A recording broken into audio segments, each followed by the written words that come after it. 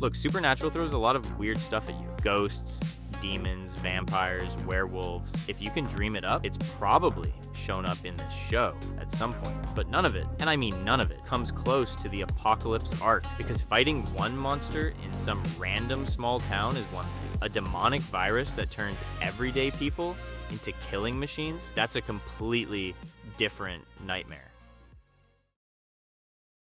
What the show doesn't tell you. Outright, the Croatoan doesn't just appear out of nowhere in the series. It's mentioned in John Winchester's journal, Sam and Dean's dad, the guy who spent decades hunting and cataloging the supernatural. John had a documented theory that Croatoan was the name of a demon tied to plague and pestilence. The virus was already on the radar of the best hunters in the supernatural world for years, and even then, when it showed up in River Grove, almost nobody was ready for it. That means an apocalyptic scale event, engineered by demonic forces over centuries, was successfully field tested before anyone with real knowledge could do much about it. In a universe filled with angels, demons, trained hunters, and supernatural entities constantly monitoring this stuff, the virus almost worked. In the real world, without angels, without hunters, that conversation goes very differently. Here's what you need to understand from the jump. The Croatoan is not a regular disease. It didn't jump from a bat. It didn't come out of a human lab. It's not some mutated strain of influenza. The virus is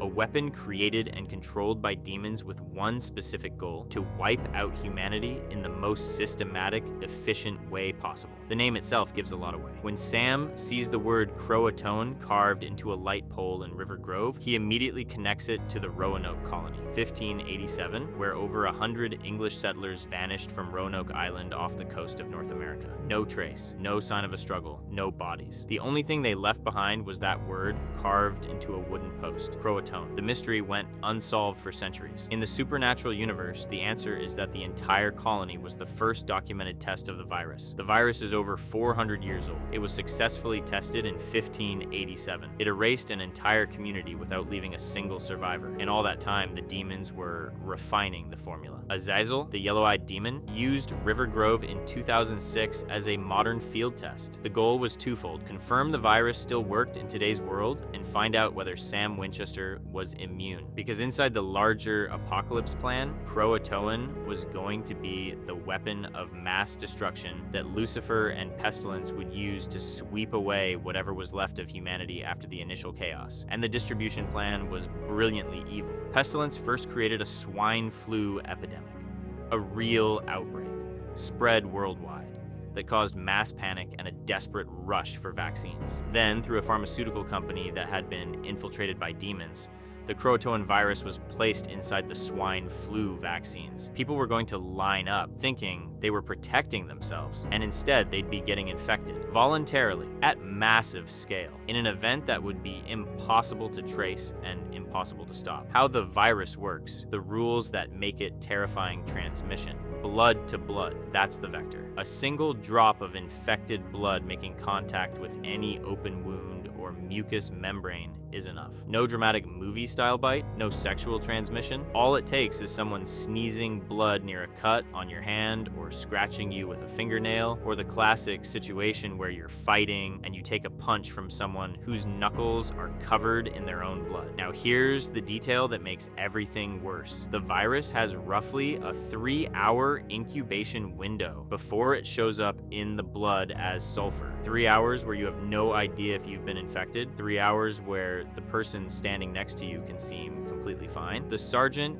in River Grove wanted to kill Sam the second there was a possible exposure, and honestly, from a purely practical standpoint, he wasn't wrong, even if it was brutal, because during those 3 hours, any exposed person is a walking time bomb inside your group. The transformation starts with the personality. The first thing to go is empathy. The person gets cold, calculating, seems like they're just in a bad mood at first, and then comes the rage, then the violence, and eventually a full regression into something almost primal, where the only instinct left is to attack and infect others. But here's what separates the Croatoan from practically any conventional infected. They work in groups, and they can identify who isn't infected, not by smell, not through some supernatural sense, but through some mechanism the virus activates, which means you can't blend in, can't pretend you're fine, can't walk among them undetected. They'll make you. and then every single one of them comes for you. Sam is immune to Croatoan because he's had demonic blood in his system since he was a baby, when Azazel dripped it into his mouth. The infection simply doesn't take. The virus can't replicate in his body's environment. You don't have demonic blood. I'm about 99% sure of that. Dean doesn't have immunity either. The actual protagonist who saved the world, the guy who goes toe-to-toe with demons and archangels, would have been infected like anyone else if he'd been directly exposed in River Grove. The only thing that protected him was dumb luck. He just never got exposed. And future Dean, the one we see in 2014, he survived for years because he was the leader of a heavily armed group with a lifetime of combat training, operating out of a militarized base with managed supplies and strict security protocols. And even he was clearly on the edge of a total psychological breakdown, making increasingly dark calls and losing any connection to the human values he once had. You, me, most people watching this video. We don't have military training. We don't have years of experience hunting supernatural creatures. We don't have an immortal brother riding shotgun. And we'd be facing the exact same virus. The group problem, picture this. You've made it out of the first few hours of the outbreak. You're with a group of people who seem uninfected. You're all holed up in an apartment building, a school, a gated community, and then someone got scratched during the escape that nobody noticed, or they were exposed to blood in the chaos in a way that slipped past everyone. For 3 hours, that person seems completely fine. How do you figure out who was exposed? Are you going to demand everyone gets a blood test? With what equipment? Are you going to isolate everyone who might have had any possible contact? How long before the group starts suspecting everyone? How long before those relationships deteriorate to the point where someone makes the wrong call out of sheer panic? In the River Grove episode, a group of civilians and 2 experienced hunters barely made it out, precisely because of the paranoia and the pressure of impossible decisions. Sarge wanted to kill Sam as a precaution. Dean refused. If Sarge had been right, Dean's hesitation could have gotten everyone else killed.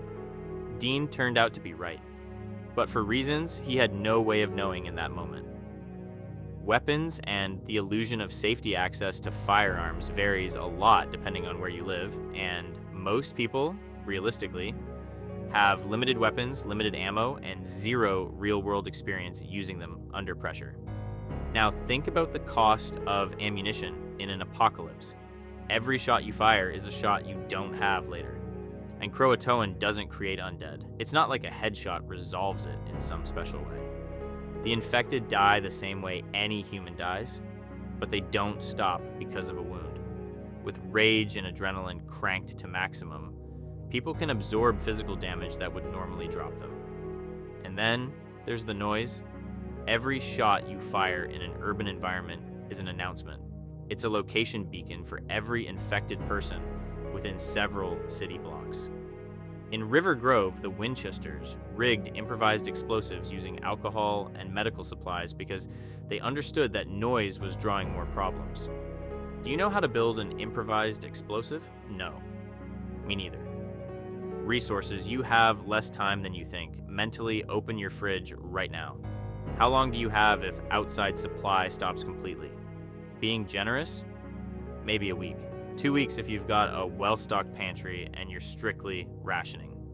Tap water stops when treatment plants run out of power and operational staff. Realistic estimates in infrastructure collapse scenarios. 3 to 5 days before pressure drops in most metro areas. Without clean water, you have days, not weeks, days medications. If you have hypertension, diabetes, asthma, a heart condition, or anything else that requires continuous prescriptions, how much do you have at home right now? A month's supply? Less? Because when the pharmacies close, that's it. The group paradox. There's a natural instinct to think that gathering a big group increases your chances of survival. And in some ways, it does. Division of labor, rotating watch shifts, emotional support, different complementary skills. But Croatoan creates one specific problem that tears groups apart. Every single person is a potential vector. The larger the group, the higher the statistical probability that someone at some point gets exposed without anyone noticing.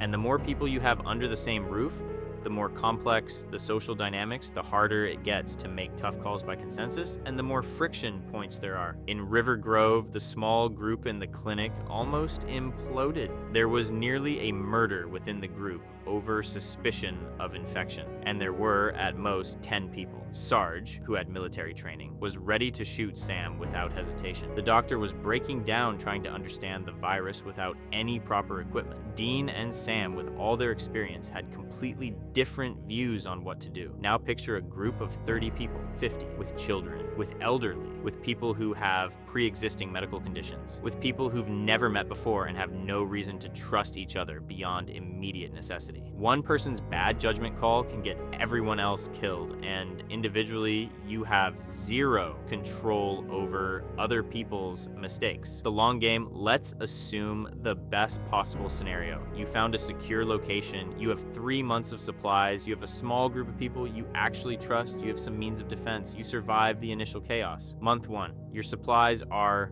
running low. You need to go out and find more. Every run is an exposure risk. Every run is a gamble. Month 2, if anyone in the group needed medication and it's gone, they're deteriorating, maybe someone's pregnant with no access to prenatal care. Maybe someone cut their arm and it got infected because there's no antibiotics left.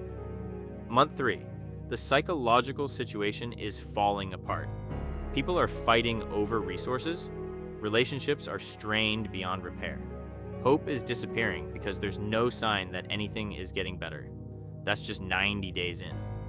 Future Dean lasted 5 years in that mode, and what he became is exactly what you'd become if you even made it that far. Knowledge disappears too. When there's no internet, when books become inaccessible, when the people who actually knew things keep dying, doctors, engineers, technicians, the technological level of civilization starts regressing, and it doesn't take nearly as long as we'd like to think.